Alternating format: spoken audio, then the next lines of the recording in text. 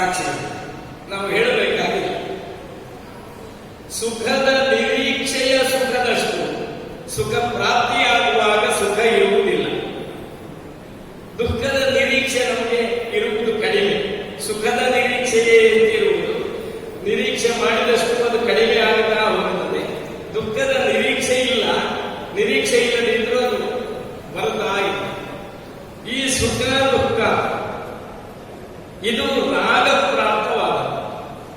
ರಾಗ ಇಲ್ಲದೆ ಇದ್ದವರಿಗೆ, ರಾಗ ಅಂದ್ರೆ ಸಂಸಾರಾಸಕ್ತಿ, ಅಪೇಕ್ಷೆ, ಅದಿಲ್ಲದೆ ಇದ್ದವರಿಗೆ ಸುಖವೂ ಇಲ್ಲ, ದುಃಖವೂ ಇಲ್ಲ. ರಾಗ ಇಲ್ಲದೆ ಇದ್ದವರು ವಿರಾಗಿಗಳು. ಆವಾಗ ಸುಖ ಅಂದ್ರೆ ಏನು? ವಾತ್ಸ್ಯಾಯನ ಮಹರ್ಷಿಗಳ ಸೃಕ್, ಚಂದನ, ವನಿತಾ, ಸ್ಪರ್ಶಾದಿಗಳೇ ಸುಖ ಅಂತ ಚಾರುವಾಕು ಅದನ್ನೇ ಸಿದ್ಧಾಂತ ಮಾಡಿದ್ದಾರೆ. ಆದರೆ ಈ ಶರೀರಕ್ಕಿಂತ, ಮನಸ್ಸಿಗಿಂತ, ಅಂತಃಕರಣಗಳಿಗಿಂತ, ಇಂದ್ರಿಯಗಳಿಗಿಂತ, ದೇಹಕ್ಕಿಂತ ಭಿನ್ನವಾದ ಒಂದು ವಿಷಯ ದೇಹದಲ್ಲಿದೆ. ಅದು ಅನ್ನಮಯ ಕೋಶ, ಪ್ರಾಣಮಯ ಕೋಶ, ಮನೋಮಯ ಕೋಶ, ವಿಜ್ಞಾನಮಯ ಕೋಶದ ಆ ಕಡೆ ಇದೆ. ಆನಂದಮಯ ಕೋಶವನ್ನು ದಾಟಿ ಅಲ್ಲಿಗೆ ಹೋಗಬೇಕು. ಆ ಒಂದು ಸ್ಥಿತಿ ಅದು ಭಗವಂತನ ಸ್ಥಿತಿ. ಆದ್ರಿಂದಲೇ ಲಲಿತಾ ಸಹಸ್ರನಾಮ ಸ್ತೋತ್ರದಲ್ಲಿ ಆ ಲಲಿತಾ ತ್ರಿಪುರ ಸುಂದರಿಯ ಸ್ಥಾನ ಎಲ್ಲಿ ಎನ್ನುವುದನ್ನು ಒಂದು ನಾಮದಲ್ಲಿ ಹೇಳಿದ್ದಾರೆ. ಪಂಚಕೋಶಾಂತರ ಸ್ಥಿತ. ಪಂಚಕೋಶದ ಒಳಗಡೆ ಇದ್ದಾಳೆ ಅಂತ ಅರ್ಥ ಅಲ್ಲ, ಪಂಚಕೋಶಗಳ ಆಚೆ ಇದ್ದಾಳೆ, ಪಂಚಕೋಶದ ಅನಂತರ ಇದ್ದಾಳೆ. ಪಂಚಕೋಶಗಳ ಅನಂತರ ಇರುವುದು ಹೃದಯ, ಅದು ಗುಹಾ. ಆ ಗುಹೆಯಲ್ಲಿ ಸತ್ಯ ಇದೆ. ಅದು ಉಪನಿಷತ್ತಿನಲ್ಲಿ ಬಹಳ ವಿವರಣೆ ಇದೆ. ಅಲ್ಲಿಯ ಸ್ಪಂದನವೇ ಸುಖ. ಯೋಗಶಾಸ್ತ್ರದ ಪ್ರಕಾರ ಅಲ್ಲಿಯ ಅನುಭವವೇ ಸುಖ. ಅಷ್ಟು ಆ ನೆಲೆಯಲ್ಲಿ ನೋಡಬೇಕಾದ್ರೆ ನಾವೆಲ್ಲ ಯೋಗಿಗಳಾಗಬೇಕು.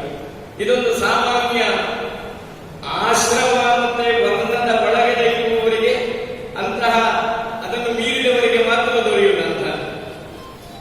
ಯೋ ವಿಲಂಘ್ಯ ಆಶ್ರಮಾವೃತ ಆತ್ಮನಿಯೇವ ಸ್ಥಿತ ಸದಾ. ಯಾವನು ಆಶ್ರಮ ವರ್ಣಾದಿಗಳ ನಿಯಮಗಳನ್ನು ಮೀರಿ ಆತ್ಮಸ್ಥಿತನೋ ಆತ್ಮರತನೂ ಆಗುವನು ಅವನು ಯೋಗಿ. ಅದು ಸಾಮಾನ್ಯರಿಗೆ ಹೇಳಿದ್ದಲ್ಲ. ಈ ಸಂತೋಷ ಸಾಮಾನ್ಯರಿಗಾಗಿ ಹೇಳಿದ್ದು. ಈ ಸಂತೋಷದಿಂದ ಇರಬೇಕಾದ್ರೆ ಮಾಡಬಾರದನ್ನು ಮಾಡದೇ ಇದ್ದಾಗ, ಮಾಡಬೇಕಾದನ್ನು ಮಾಡುತ್ತಾ ಇದ್ದಾಗ ಈ ಸುಖ, ಈ ಸಂತೋಷ ಪ್ರಾಪ್ತಿಯಾಗುತ್ತೆ. ಆದ್ರಿಂದಲೇ ಅಕುರ್ವನ್ನ ವಿಹಿತಂ ಕರ್ಮ ನಿಂದಿತಂಚ ಸಮಾಚರನ್ ಪ್ರಸಕ್ತಸ್ಥೇಂದ್ರಿಯಾರ್ಥೇಷು ನರಃ ಪತನ ಮುಚ್ಚನೀತ ಮನುಸ್ಮೃತಿಕಾರರು ಹೇಳಿದ್ದಾರೆ. ಅಕುರ್ವನ್ ವಿಹಿತಂ ಕರ್ಮ, ಯಾರಿಗೆ ಯಾವುದು ಕರ್ತವ್ಯತ್ವೇನ ವಿಧಿಸಲ್ಪಟ್ಟಿದೆಯೋ ಆ ಕರ್ಮವನ್ನು ಮಾಡದೇ ಇರುವುದು. ನಿಂದಿತಂಚ ಸಮಾಚಾರವನ್ನು, ನಿಂದ್ಯವಾದ ನಿಷೇಧಿತವಾದ ಕರ್ಮವನ್ನು ಮಾಡುವುದು.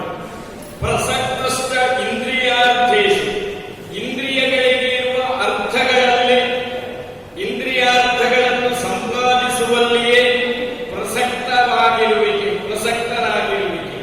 ಅಂತಹವರು ಪತನವನ್ನು ಹೊಂದುತ್ತಾನೆ.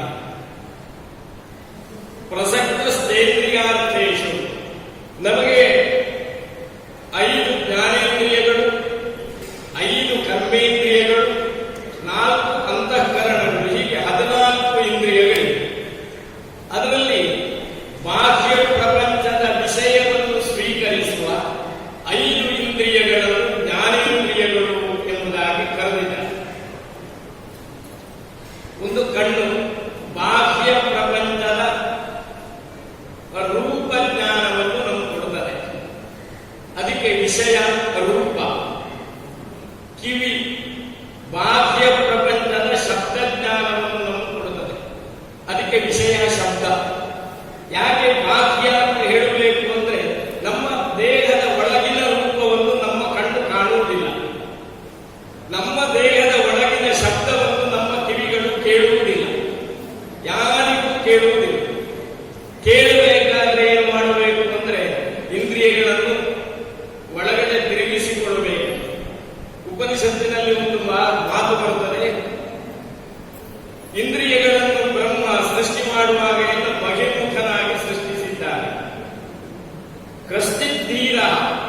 ಯಾವನೋ ಒಬ್ಬ ಧೀರ ಆ ಬ್ರಹ್ಮ ಸೃಷ್ಟಿಸಿರುವ ಬಗೆಮುಖವಾದ ಇಂದ್ರಿಯಗಳನ್ನು ಅಂತರ್ಮುಖಗೊಳಿಸಿದ ಅವನು ಧೀರ.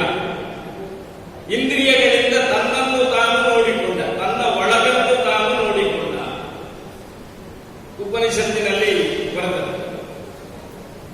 ಈ ರೀತಿ ಇಂದ್ರಿಯಗಳೆಲ್ಲ ಇನ್ನು ನಮ್ಮ ನಾಲಿಗೆ ಜಿಹ್ವಾ, ಅದಕ್ಕೆ ರಸ ಎನ್ನುವುದು ವಿಷಯ. ಬಾಹ್ಯ ವಸ್ತುವಿನ ರಸವನ್ನು ಅದು ಅನುಭವಿಸ್ತದೆ, ಜ್ಞಾನವನ್ನು ಕೊಡುತ್ತದೆ. ಚರ್ಮ ಬಾಹ್ಯ ವಸ್ತುವಿನ ಸ್ಪರ್ಶವನ್ನು, ಒಂದು ವಸ್ತು ಬಿಸಿಯಾಗಿದೆಯೋ ತಣ್ಣಗಾಗಿದೆಯೋ ಅಥವಾ ಸಮಶೀತೋಷ್ಣವಾಗಿದೆಯೋ ಎನ್ನುವ ಜ್ಞಾನವನ್ನು ಕೊಡುವುದು ಚರ್ಮ. ಹೀಗೆ ಕಣ್ಣು, ಕಿವಿ, ಮೂಗು ಹೊರಗಿನ ಗಂಧವನ್ನು, ದುರ್ವಾಸನೆಯೋ ಸುವಾಸನೆಯೋ ಅದರ ಜ್ಞಾನ. ಹೀಗೆ ಈ ಇಂದ್ರಿಯಕ್ಕೆ ಇರುವಂತಹ ವಿಷಯಗಳಲ್ಲಿಯೇ ಆಸಕ್ತರಾಗಿರುವುದು ಅದು ಪತನಕ್ಕೆ ಕಾರಣ. ಅವಾಗ ಎಷ್ಟು ಬೇಕೋ ಅಷ್ಟೇ ಇಂದ್ರಿಯಗಳಿಂದ ಜ್ಞಾನವನ್ನು ಪಡೆಯಬೇಕು, ಎಷ್ಟು ಬೇಕೋ ಅಷ್ಟೇ ಇಂದ್ರಿಯ ಸುಖವನ್ನು ಪಡೆಯಬೇಕು. ಹಾಗೆ ಇದ್ದಾಗ ಪ್ರಾಪ್ತವಾಗುವುದು ಸಂತೋಷ. ಅದು ಅಧಿಕವಾದರೂ ದುಃಖ, ಏನೂ ಇಲ್ಲದೆ ಇದ್ರೂ ದುಃಖ. ಅವಾಗ ಅದಕ್ಕೊಂದು ಮಿತಿಯನ್ನು ಹಾಕಿಕೊಂಡಾಗ ಸಂತೋಷ ಪ್ರಾಪ್ತಿಯಾಗುತ್ತದೆ. ಅದನ್ನು ಧೃತಿ ಎಂಬುದಾಗಿ ಹೇಳಿದೆ.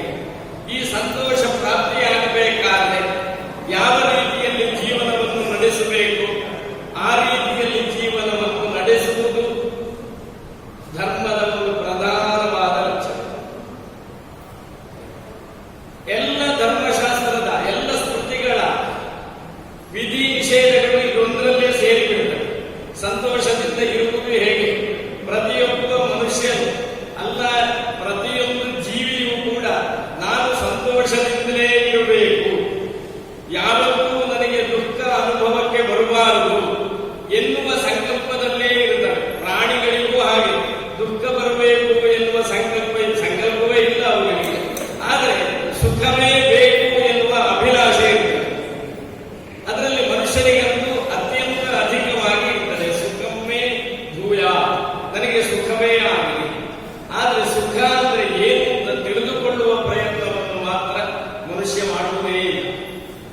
ಆ ಸುಖ ಅಂದ್ರೆ ಏನು, ಸಂತೋಷ ಅಂದ್ರೆ ಏನು, ಯಾವುದನ್ನು ನಾವು ಈಗ ಲೋಕ ಪ್ರಪಂಚದಲ್ಲಿ ಸುಖ ಎಂಬುದಾಗಿ ಭಾವಿಸ್ತೇವೆಯೋ ಅದು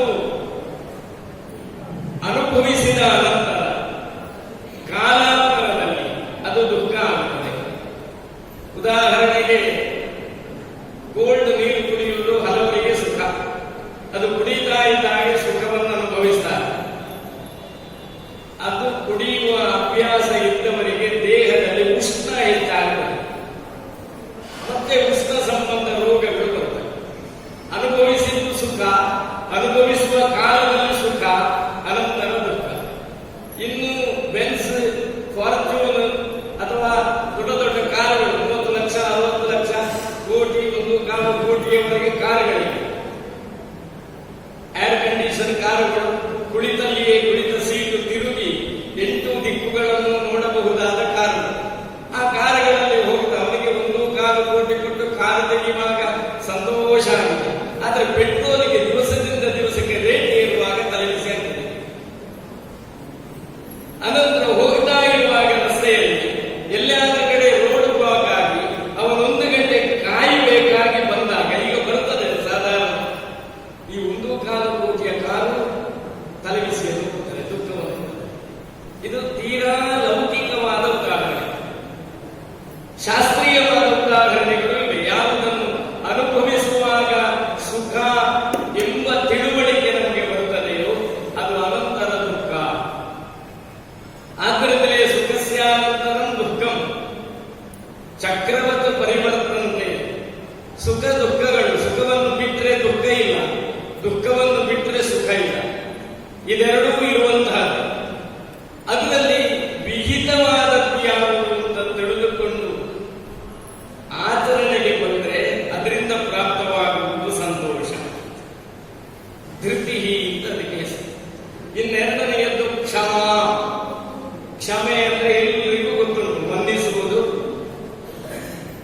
ಎನ್ನುವುದು ಸಾಮಾನ್ಯವಾಗಿ ಕನ್ನಡದಲ್ಲಿರುವ ಅರ್ಥ.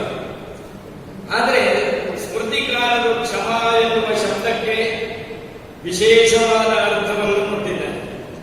ಪರೇಣ ಅಪಕಾರೇ ಕೃತೆ, ಇನ್ನೊಬ್ಬರು ನಮಗೆ ತೊಂದರೆಯನ್ನು ಮಾಡಿದರು, ತೊಂದರೆಯನ್ನು ಮಾಡಿದವನಿಗೆ ಪ್ರತಿಯಾಗಿ ನಾವು ತೊಂದರೆಯನ್ನು ಮಾಡದೇ ಇರುವುದು ಕ್ಷಮ.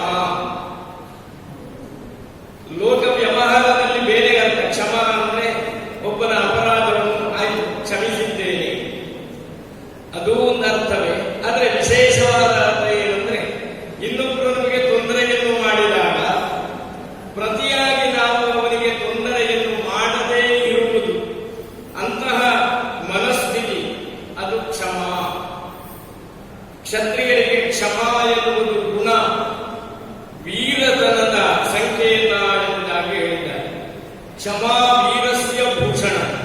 ಕ್ಷಮೆ ಎನ್ನುವುದು ಒಬ್ಬ ಪರಾಕ್ರಮಿಗೆ, ಒಬ್ಬ ವೀರನಿಗೆ ಭೂಷಣಪ್ರಾಯವಾದದ್ದು ಎಂಬ ಒಂದು ಸುಭಾಷಿತ. ಇನ್ನೊಬ್ಬರನ್ನು ಕ್ಷಮಿಸುವುದು, ಕ್ಷಮಿಸಬೇಕಾದ್ರೆ ಅವನಿಂದ ಏನಾದರೂ ತೊಂದರೆಯಾಗಿರಬೇಕು, ನಮ್ಮ ಕುರಿತಾಗಿ ಅವನಿಗೆ ಏನಾದರೂ ಅಪರಾಧವನ್ನು ಮಾಡಿರಬೇಕು, ಅಥವಾ ನಮಗೆ ಹಿತವಲ್ಲದ ಕೆಲಸವನ್ನು ಮಾಡಿರಬೇಕು. ಅದಕ್ಕೊಂದು ಸ್ಥಾನ ಇದೆ. ಏನೂ ಇಲ್ಲದೆ ಇದ್ರೆ ಕ್ಷಮಿಸುವ ವಿಷಯವೇ ಇಲ್ಲ. ಕ್ಷಮಿಸಬೇಕಾದ ವಿಷಯ ಇದ್ದು ಕ್ಷಮಿಸುವುದು, ಪ್ರತಿಯಾಗಿ ತೊಂದರೆಯನ್ನು ಕೊಡದೇ ಇರುವುದು ಕ್ಷಮ. ಧೃತಿ ಕ್ಷಮ. ಇನ್ನು ದಮ. ದಮ ಎನ್ನುವ ಶಬ್ದಕ್ಕೆ ಬಾಹ್ಯೇಂದ್ರಿಯ ಅಂತರಿಂದ್ರಿಯ ನಿಗ್ರಹ ಅಂತ ಒಂದು ಅರ್ಥ. ಆದ್ರೆ ಮುಂದೆ ಇಂದ್ರಿಯ ನಿಗ್ರಹ ಎಂಬುದಾಗಿ ಪ್ರತ್ಯೇಕ ಇದೆ. ಧೃತಿ ಕ್ಷಮ ದಮೋಸ್ತೇಯಂ ಶೌಚಂ ಇಂದ್ರಿಯ ನಿಗ್ರಹ. 10ರಲ್ಲಿ ಇಂದ್ರಿಯ ನಿಗ್ರಹ ಸೇರಿದೆ. ಆದ್ದರಿಂದ ದಮಃ ಎನ್ನುವುದಕ್ಕೆ ಅಂತರಿಂದ್ರಿಯ ನಿಗ್ರಹವೆಂದು, ಇಂದ್ರಿಯ ನಿಗ್ರಹಕ್ಕೆ ಬಾಹ್ಯೇಂದ್ರಿಯ ನಿಗ್ರಹ ಎಂದು ಅರ್ಥ. ಅಂತರಿಂದ್ರಿಯ ಅಂದರೆ ಮನಸ್ಸು, ಬುದ್ಧಿ, ಚಿತ್ತ, ನಾನು ಎಂಬ ಭಾವ. ಮನಸ್ಸು, ಚಿತ್ತ, ಬುದ್ಧಿ, ಅಹಂಭಾವ. ಕನ್ನಡದಲ್ಲಿ ಅಹಂಕಾರ, ಅಹಂಭಾವ ಎನ್ನುವುದು ಅದರ ಮೂಲಾರ್ಥದಲ್ಲಿಲ್ಲ, ವಿಪರೀತಾರ್ಥದಲ್ಲಿದೆ. ಅಹಂ ಎನ್ನುವ ಪ್ರತ್ಯಯ, ನಾನು ಎನ್ನುವ ಜ್ಞಾನ, ಅದು ಅಹಂಭಾವ. ಕನ್ನಡದಲ್ಲಿರುವುದು ನಾನೇ ನಾನು ಎನ್ನುವ ಜ್ಞಾನವನ್ನು ಅಹಂಭಾವ ಅಂತ ಭಾಷಾಂತರದಲ್ಲಿರುವುದು.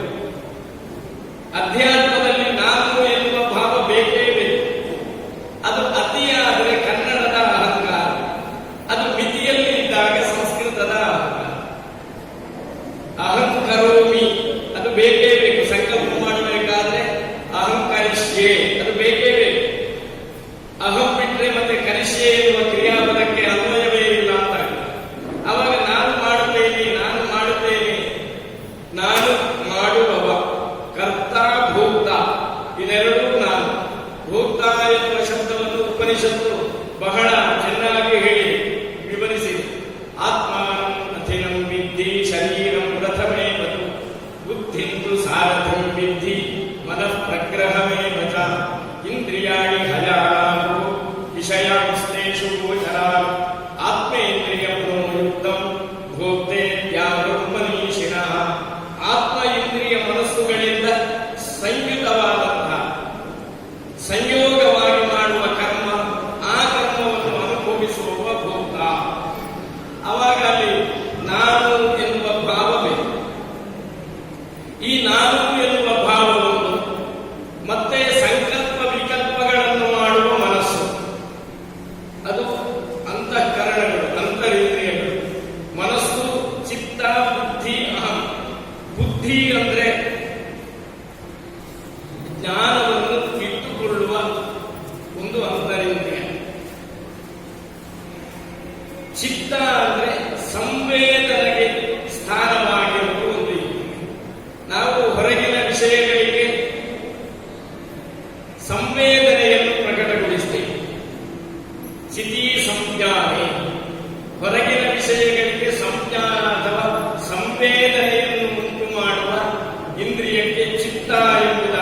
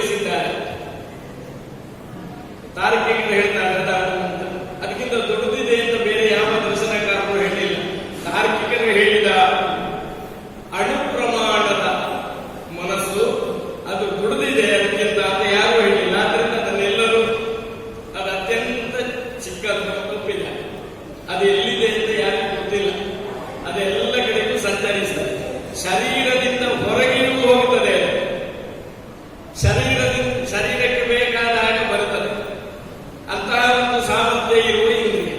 ಹಾಗೆ ಅಂತ ಯಾವನ ಶರೀರದಿಂದ ಹೊರಗೆ ಹೋಗಿದೆ, ಹೋದದ್ದು ಇನ್ನೊಬ್ಬನ ಶರೀರವನ್ನು ಸೇರುವುದೇ, ಅವನ ಶರೀರವನ್ನೇ ಬಂದು ಸೇರ್ತದೆ. ಇಂತಹ ಒಂದು ಅದ್ಭುತವಾದಂತಹ ಶಕ್ತಿ ಇರುವ ಒಂದು ಇಂದ್ರಿಯ, ಅದನ್ನು ಅಣುವಿಗೆ ಹೋಲಿಸಿದೆ. ಮನೋನಾಮ ಅಣು ತಸ್ಮಾತ್ ಆಶಾನಾಮ ಲತೋದ್ಗತ. ಆ ಅಣುವಿನಷ್ಟು ಸಣ್ಣದಾಗಿರುವ ಮನಸ್ಸಿನಲ್ಲಿ ಆಶೆಯನ್ನು ಹುಟ್ಟಿಕೊಳ್ಳುತ್ತದೆ. ಆಶಾ ಎನ್ನುವುದು ಸ್ತ್ರೀಲಿಂಗ ಶಬ್ದ, ಆದ್ದರಿಂದ ಆಶಾನಾಮ ಲತಾ ಉದ್ಗತ. ಆಶೆ ಎಂಬ ಲತೆ ಹುಟ್ಟಿತು. ಅದು ಹುಟ್ಟಿದ ತಕ್ಷಣ ಅದನ್ನು ಚಿವುಟಿ ಹಾಕುವುದು ಒಳ್ಳೆಯದು. ಅದನ್ನು ಬೆಳೆಯುವುದಕ್ಕೆ ಬಿಟ್ಟರೆ ತಸ್ಯಾಹ ವಿಸ್ತರಣಾರ್ಥಾಯ ನಾನಂ ಲೋಕಾಶ್ಚತುರ್ದಶ. ಅದನ್ನು ವಿಸ್ತಾರವಾಗುವುದಕ್ಕೆ ಬಿಟ್ಟರೆ 14 ಲೋಕಗಳು ಅದರ ವಿಸ್ತಾರಕ್ಕೆ ಸಾಕಾಗುವುದಿಲ್ಲ.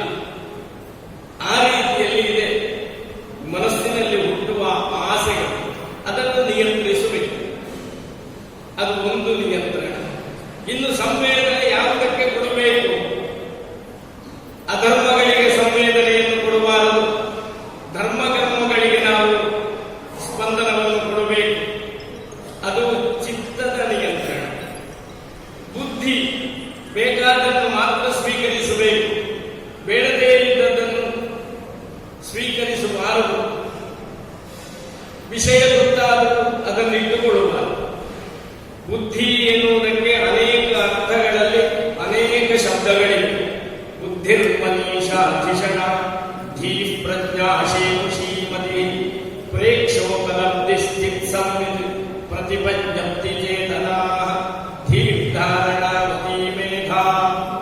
ಇದು ಬುದ್ಧಿಯ ಪರ್ಯಾಯ ಪದಗಳು. ಈ ಎಲ್ಲಾ ಶಬ್ದಗಳಿಗೂ ಬುದ್ಧಿ ಎನ್ನುವುದು ಅರ್ಥ ಆದರೂ ಪ್ರತಿಯೊಂದು ಶಬ್ದಗಳಿಗೂ ವಿಶೇಷವಾದ ಅರ್ಥಗಳಿವೆ. ಮೇಧಾಶಕ್ತಿ ಅಂದ್ರೆ ಧೀರ್ ಧಾರಣಾವತಿ ಮೇಧ, ತಿಳಿದದ್ದನ್ನು ಮನಸ್ಸಿನಲ್ಲಿ ಬುದ್ಧಿಯಲ್ಲಿ ಧರಿಸಿರುವ ಬೌದ್ಧಿಕ ಶಕ್ತಿಗೆ ಮೇಧ ಅಂತ ಹೆಸರು. ಈ ರೀತಿಯಲ್ಲಿ ಆ ಬುದ್ಧಿಯ ವಿಷಯದಲ್ಲಿ ಯಾವುದಿಟ್ಟುಕೊಳ್ಳಬೇಕು, ಇದು ಅಭ್ಯಾಸದಿಂದ ಬರುವುದು. ಒಬ್ಬರಿಗೆ 12 ತಿಂಗಳಿನಲ್ಲಿ ಯಾವ ಯಾವ ದಿವಸ ಎಲ್ಲೆಲ್ಲಿ ಯಾವ ಯಾವ ಹೋಮ ಇದೆ.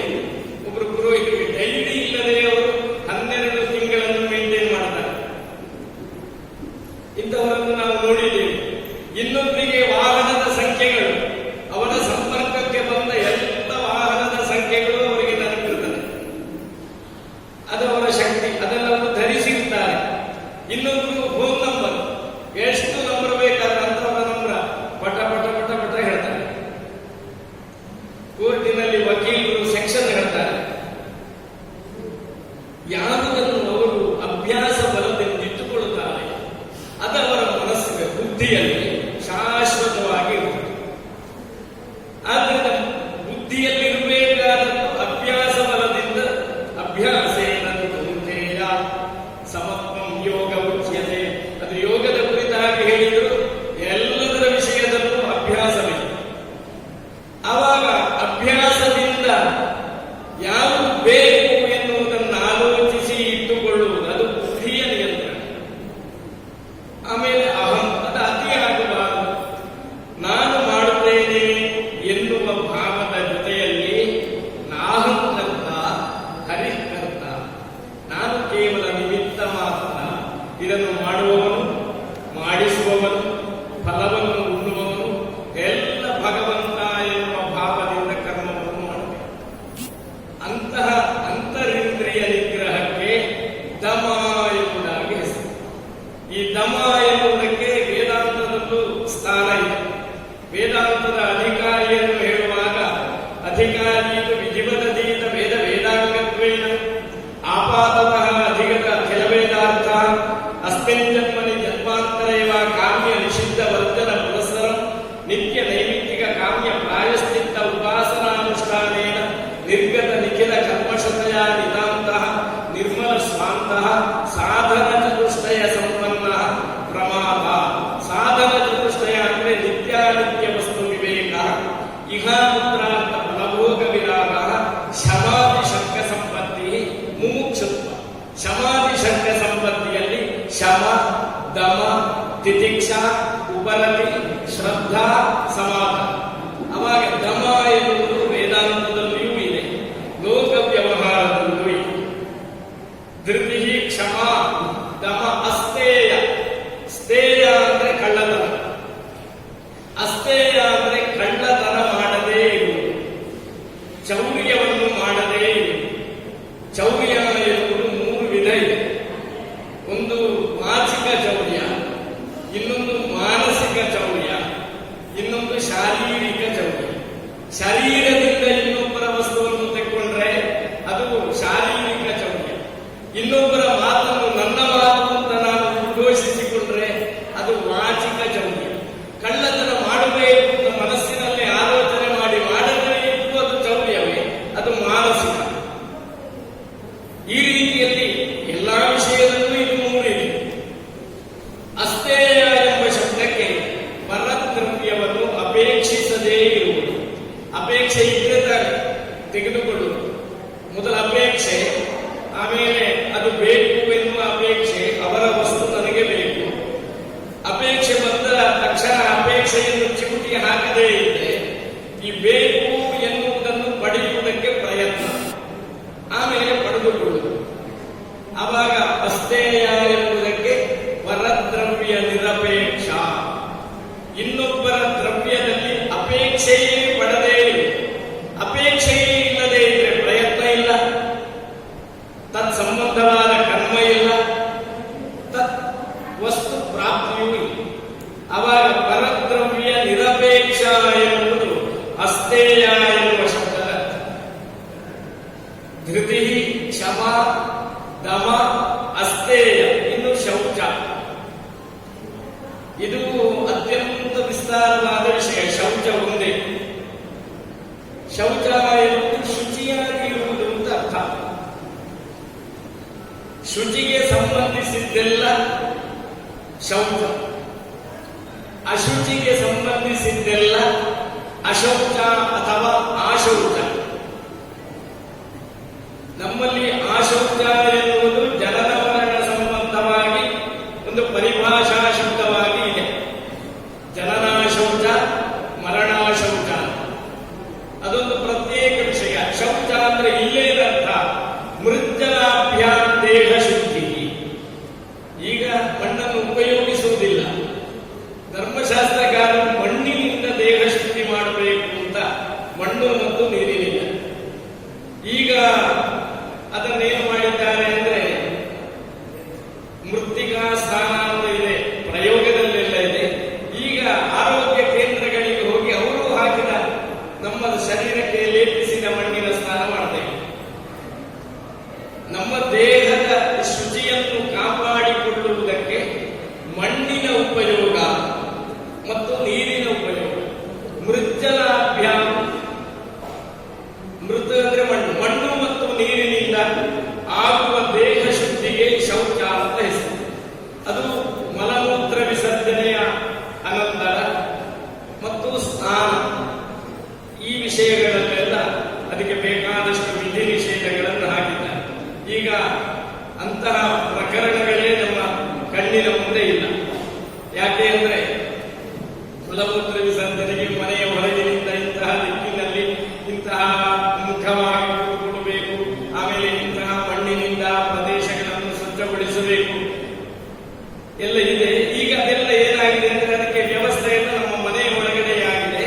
ಅಲ್ಲಿಗೆ ಟೈಲ್ಸ್ ಎಲ್ಲ ಹಾಕಿರುವುದರಿಂದ ಮಣ್ಣಿನ ಪ್ರಶ್ನೆಯೇ ಇಲ್ಲ. ಮಣ್ಣು ಇಲ್ಲ, ಕಲ್ಲು ಇಲ್ಲ. ಕಲ್ಲಿದೆ, ಅದು ಅದರಿಂದ ಶುದ್ಧ ಮಾಡ್ಲಿಕ್ಕೆ ಆಗುತ್ತೆ. ಅಂತೂ ಮೃಜ್ಜಲಾಭ್ಯಾಂ ದೇಹ ಶುದ್ಧಿ ಎನ್ನುವುದರಲ್ಲಿ ಇವತ್ತು ನಾವು ಗ್ರಹಿಸಬೇಕಾದದ್ದು ಸ್ನಾನ. ಸ್ನಾನದಿಂದ ದೇಹ ಶುದ್ಧಿಯಾಗುತ್ತದೆ, ಸ್ನಾನದಿಂದ ಮನಸ್ಸು ಶುದ್ಧವಾಗುತ್ತದೆ. ಆದ್ದರಿಂದಲೇ ಪೂರ್ವಾಪರ ಕರ್ಮಗಳನ್ನು ಸ್ನಾನ ಮಾಡಿಯೇ ಮಾಡಬೇಕು. ಒಂದು ವೇಳೆ ಸ್ನಾನ ಮಾಡಿದ ಮೇಲೆ ನಿದ್ದೆ ಬಂದರೆ ಪುನಃ ಸ್ನಾನ ಮಾಡಬೇಕು. ನಿದ್ದೆ ಎನ್ನುವುದು ಒಂದು ಅಶುಚಿಯ ವ್ಯವಸ್ಥೆ, ಶುಚಿಯ ವ್ಯವಸ್ಥೆ ಅಲ್ಲ ನಿದ್ದೆ ಅಂತ. ಯಾಕೆಂದ್ರೆ ನಿದ್ದೆಯಲ್ಲಿ ಆ ಶರೀರವೇ ಅಸ್ತವ್ಯಸ್ತವಾಗಿರುತ್ತದೆ. ನಿದ್ದೆಯಿಂದ ಎದ್ದಾಗ ಶರೀರ ಮನಸ್ಸು ಶುದ್ಧವಾಗಿರುತ್ತದೆ. ಆದ್ದರಿಂದಲೇ ಸ್ನಾನದ ಪ್ರಯೋಜನವನ್ನು ಹೇಳುವಾಗ ಮನಃಪ್ರಸಾದ ಜನನ,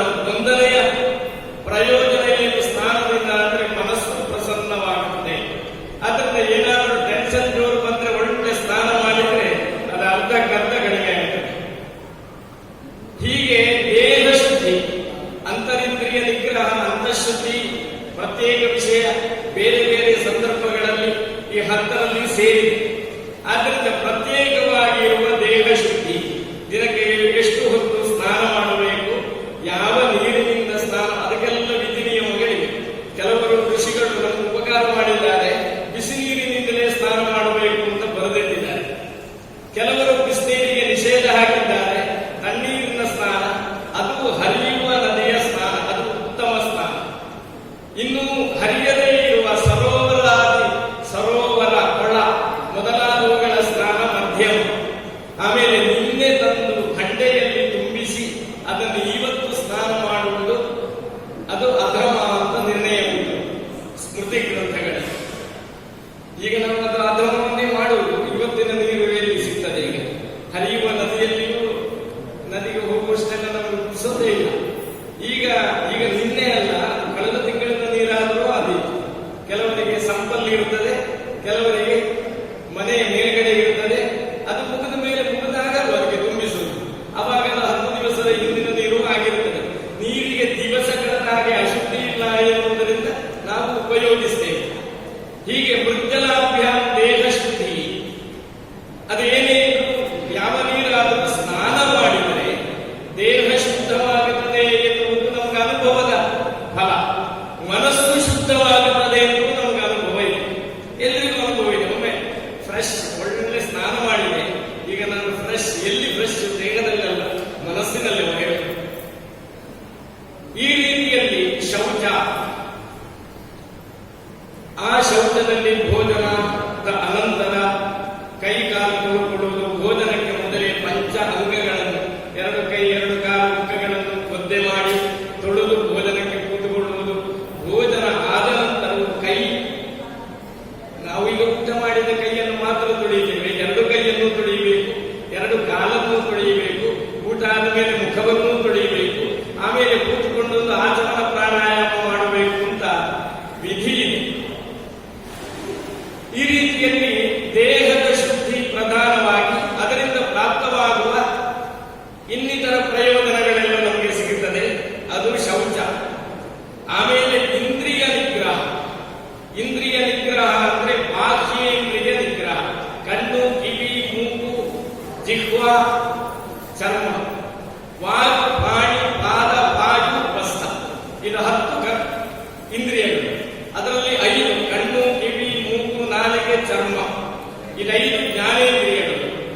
ಕೈ, ಕಾಲು, ಆಮೇಲೆ ಮಾತು, ಕೈ, ಕಾಲು, ಮಾತು, ಮಲಮೂತ್ರಾಂಗಗಳು.